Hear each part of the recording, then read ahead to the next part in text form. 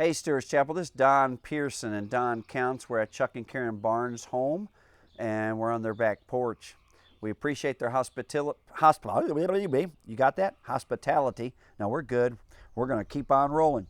Don almost hit the shut-off button to repeat. Every now and then, you need to see me really mess up. I just messed up. All right. John chapter, I don't want you thinking I'm perfect, okay? John chapter 16, verse 29. And his disciples said to Jesus, "See, now you are speaking plainly." I didn't do that a while ago on purpose. I wasn't speaking plainly. "You are speaking plainly and using no figure of speech." Isn't that interesting? Can you imagine? It'd be like walking up to your preacher after his sermon and you say to him, "Hey, I understood you today. You spoke plainly," which would imply that the rest of the times I haven't understood you. That's literally what's happening here. There's another passage over in 2 Corinthians chapter 6, verse 13 through 18. "Now, in return for the same, I speak as to children. You also be open. Do not be unequally yoked together with unbelievers, for what fellowship has righteousness with lawlessness, and what communion has light with darkness, and what accord has Christ with Belial? Or what part has a believer with an unbeliever?" I have no idea whether I said Belial right. "And what agreement has the temple of God with idols? For you are the temple of the living God. As God has said, I will dwell in them and walk among them. I will be their God, and they shall be my people. Therefore, come out from among them and be separate, as the Lord. Do not touch what is unclean, and I will receive you. I will be a father to you, and you shall be my sons and daughters, says the Lord Almighty." Verse 13, in some translations and translations of that Greek, basically says, hey, look, I'm going to speak to you as plain as I can. Do not be unequally yoked. Don't even have anything to do with them. All right, so speaking plainly, I'm going to tell you a story that's kind of funny. At the time, my wife didn't think it was funny. We were in Armenia. Armenia as a village was a very rural village of individuals in the jungle at the time. It was literally just situated in the jungle of Belize. Armenia is a thriving little village now, but back then it was just getting started, and we had built a church there. And we're up there, my wife and I and two other missionaries teaching English. Yeah, that's right. Well, we're doing both. Two of the missionaries were teaching Spanish speakers how to read Spanish, and Trish and I were teaching them how to read English.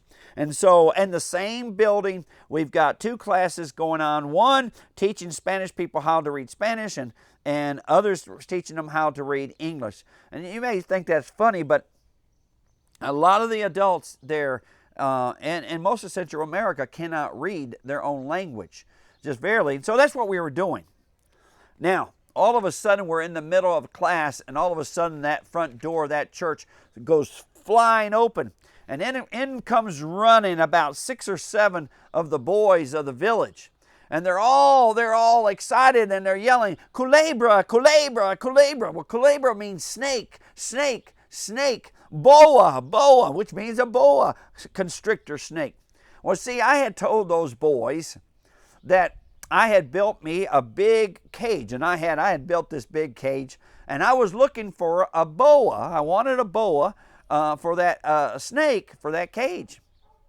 And so they've been hunting for me a snake. So they come running in. And so all of us missionaries, we leave our classes and we go running down the hill, down the mountain to the home, following these boys.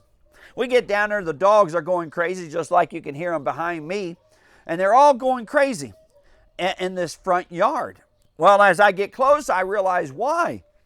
They had about a 14-foot, I'm not lying, that thing was massive. They had about a 14-foot boa constrictor tied like a dog around its neck to a tree. And those dogs were all around barking at it, just going crazy. Well, I see this thing, and I look at them, and I go, I can't even say it. It's too big. Tan mas grande, it was too big. I wasn't looking for a 14-foot boa. I would have to feed it my neighbor's dogs and cats to keep it alive. It was just too big.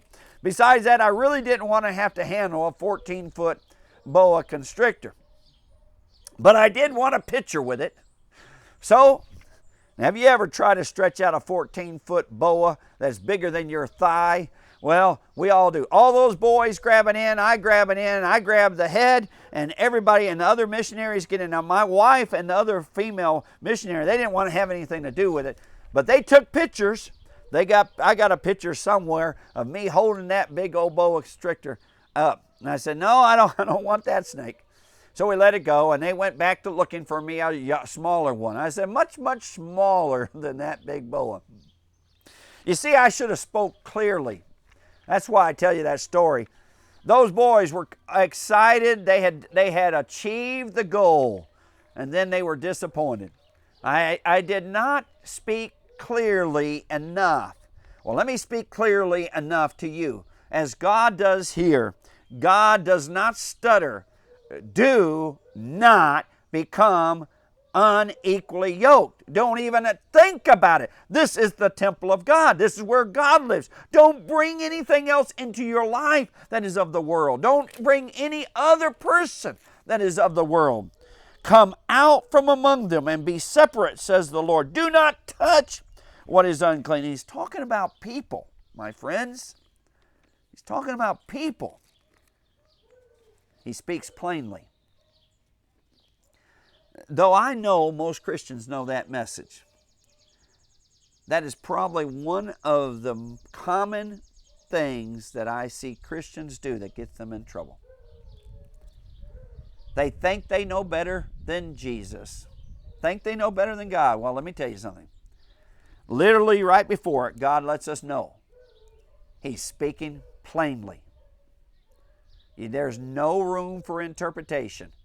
He means what he says.